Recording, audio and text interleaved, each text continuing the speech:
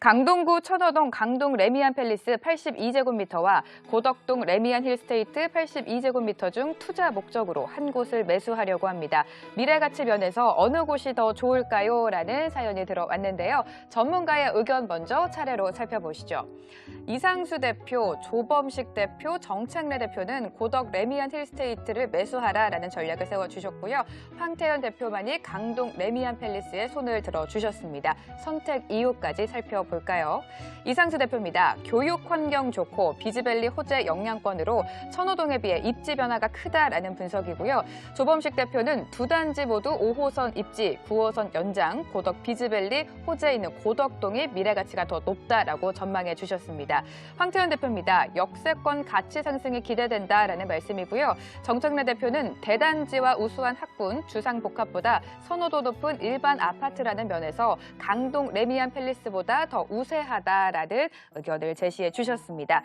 이렇게 전문가의 의견 차례로 살펴봤는데요. 먼저 상담 신청해 주신 분 전화로 만나보도록 하겠습니다. 연결되어 있죠? 여보세요? 예, 여보세요? 네, 안녕하세요. 반갑습니다. 예, 안녕하세요. 반갑습니다. 네, 사연을 보니까 일단 투자 목적으로 바라보고 계신 것 같아요. 네.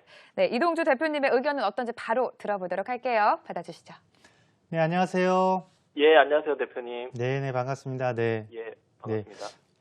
한 곳은 초역세권에 있는 주상복합 아파트고요. 네. 한 곳은 이제 재건축을 완료해서 입주한 이제 대단지 아파트고 일반 아파트고요. 네, 맞습니다. 그래서 이거 실제 이제 실거주 겸 투자 목적으로 보시는 건가요? 예, 맞습니다. 네, 그러면은 우리가 접근 방식이 항상 두 가지예요. 모든 상황이 그렇잖아요. 그죠? 네. 실거주에 비중을 둘 것이냐 아니면 조금 더 나은 미래 가치에 비중을 둘 것이냐의 문제인 거잖아요. 네, 맞습니다. 근데 결국은 부동산은 더 나은 미래 가치를 쫓아가는 게 맞잖아요. 그죠? 네. 네, 그거에 딱 기준을 두고 말씀드릴게요. 네. 네. 저 일단 이렇습니다. 두 개가 다 좋아요. 레미안 팰리스도 좋고, 이 힐스테이트도 좋고.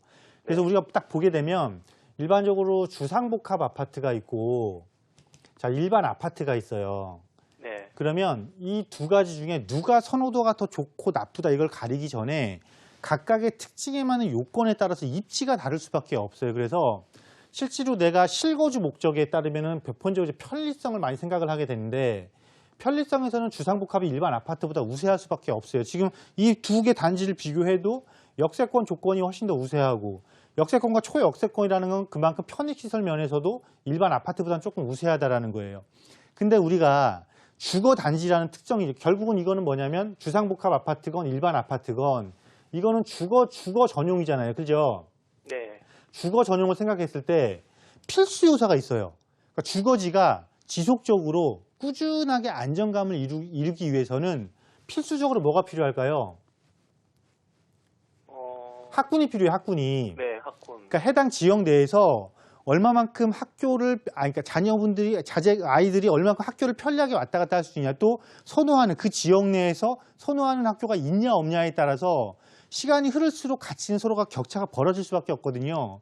그런 면에서 봤을 때는 주거지에서 꼭 필수적인 이 학군면을 딱 봤을 때는 일반 아파트가 주상복합보다 우수할 수밖에 없어요. 왜냐하면 주상복합은 편리성이 중심이고 일반 아파트는 그러니까 주거지에서 필수적인 요소 중에서도 학군까지 포함된 요소가 우선이고 이렇게 하다 보니까 서로 우선순위가 달라요. 그래서 딱 놓고 봤을 때는 지금 현재 실거주를 하면서 지금 당장 보기 좋은 거는 두 개 다 어차피 새 아파트들이니까 이 레미안 팰리스가 굉장히 좋아 보여요. 하지만 결론적으로 내가 이곳에 입주를 해서 10년, 15년, 20년 뒤를 많이 생각을 하고 또 이곳에서 내가 자녀를 키워야 된다라는 그것까지 생각을 하게 된다면 학군의 편리성을 전혀 무시할 수가 없어요. 그리고 이 강동에서는 이 힐스테이트 바로 아래쪽에 보면 학교들이 밀집돼 있잖아요. 네. 여기가 굉장히 지역 내에서 선호하는 학군이거든요. 그리고 또 하나 여기는 어떤 추가적인 호재가 또 뭐가 있냐면 9호선 4단계가 이렇게 들어갈 거예요. 예, 예. 물론 지금 시간 오래 걸리겠지만 그래도 지역에서 남아있는 호재 중에 하나란 말이 9호선 4단계가. 그리고 현재 조성 중에 있는 고덕 비즈밸리 이거는 뭐냐면 업무지구가 조성되는 거예요. 그럼 지금 현재는 팰리스가 훨씬 업무지구 접근성도 좋고 이 팰리스가 있는 주변 지역도 일부 업무지역이 조성되어 있지만 이제 여기서 강동에서 제일 큰 업무지구가 조성되는 곳은 이 고덕 비즈밸리란 말이에요. 이게 입주를 해서 한 4, 5년 뒤 입주를 해서 본격적으로 가동이 되기 시작하면 이 주변에 있는 신축 입주 아파트들은 지금보다 훨씬 더 높은 미래 가치를 창출해낼 수밖에 없거든요. 그래서 전체적인 주상복합의 특성과 일반 아파트의 특성을 서로 비교를 해봤을 때, 그리고 두 번째로 지역적인 호재를 누가 더 잘 흡수를 해서 더 많은 가치 상승을 이뤄낼 수 있는 것이냐 놓고 봤을 때는 결국은 힐스테이트를 선택하는 것이 나에게 훨씬 더 이득이다. 이런 결론을 우리가 도출해 볼 수가 있는 거거든요. 네. 네, 조금 명확해지셨어요? 예, 근데 궁금한 게 있는데요. 네, 지금 말씀 잘 해주셨는데, 네. 저희가 생각하기로는 이제 강동 레미안 팰리스가 좀 이 두 가지 중에서 궁금한 게 어떤 게 이제 단기로 투자할 건지 장기로 투자할 건지 그게 조금 궁금하거든요. 자, 보편적으로 우리가 단기와 장기를 구분하잖아요. 네. 근데 단기는 보편적으로 5년 이내잖아요. 예, 예. 그리고 그러니까 중장기라고 가지고 우리 사실 끌죠? 네. 중장기는 이제 5년 이상을 중장기라고 하는데 지금 현 시제 놓고 봤을 때도 5년 뒤로 봤을 때도 제가 아까 뭐라고 그랬어요? 고덕 비즈밸리가 운영이 되기 시작한 앞으로 3년, 4년 정도 뒤라고 말씀을 이미 드렸잖아요. 그죠? 예, 예. 그럼 단기적으로 봤을 때도 지역적인 호재가 먼저 더 반영이 되는 거예요. 그죠? 네.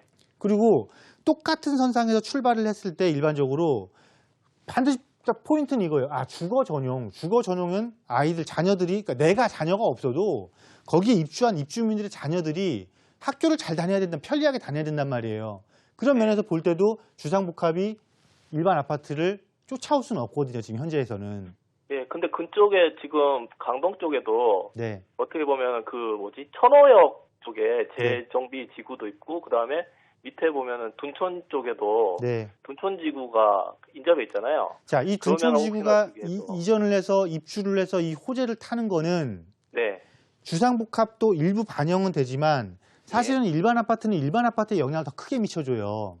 그리고 주상복합은 연수가 오래될수록 편리함에 익숙해질 것이고, 그 다음에 네. 부족한 게 자꾸 눈에 들어오기 시작해요. 가장 눈에 들어오는 것이 일단 학교의 접근성이 눈에 들어오고, 주상복합의 네. 특징이 뭐예요? 대부분 주변 지역이 상업지역이라는 거잖아요. 그죠? 네, 그렇죠. 예. 아이들 크는 환경에서 그렇게 좋은 환경이라고 말하기는 딱히 집어서 우세하다고 말할 수는 없단 말이에요. 일반적인 대단지 아파트에 비교하면. 예. 그래서 그런 면에서 제가 앞서도 말씀드렸지만 현재 사용가치 측면에서는 레미안 팰리스가 훨씬 더 좋아 보여요.